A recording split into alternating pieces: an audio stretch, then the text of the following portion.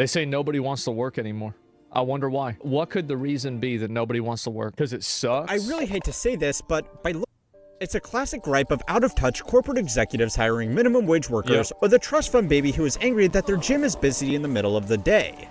Nobody wants to work anymore. Now, I really hate to say this, but by looking at the numbers, they might have a point. Labor force participation is approaching generational lows even after the pandemic. This is nothing. This is not. It's gonna go, I'm telling you, in 20, 30 years, we're gonna have a labor force rate of 20, 30%. It's gonna be half of this.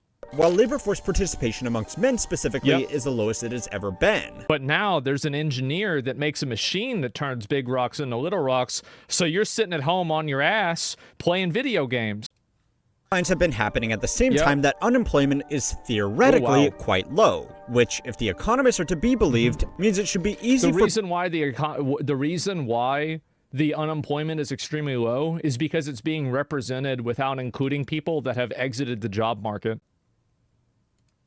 People who want to get a job to get a job, right? And these numbers are confusing at best or downright misleading at worst. Of course. Only like 18% of Americans feel engaged when they're at work. Less than 20% of the country likes their fucking job. Okay, so there are two general schools that people fall into when they see that nobody wants to work anymore. The first group are wealthy executives, business owners, or just people who have always worked incredibly hard who don't like that jobs are going unfilled. So they blame it on lazy young people who would rather sit around all day smoking cones and watching skibbity toilets.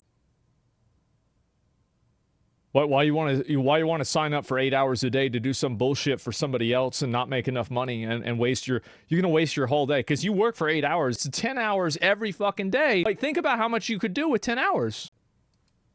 The second school of thought agrees that yes, people don't want to work. They don't want to work demeaning jobs where they won't get paid enough to support a decent quality of life. Now, in most cases, they don't get enough money, and that working doesn't improve their life. It is actually so simple. Like, if somebody could work and then they could buy a mansion in LA, they'd work.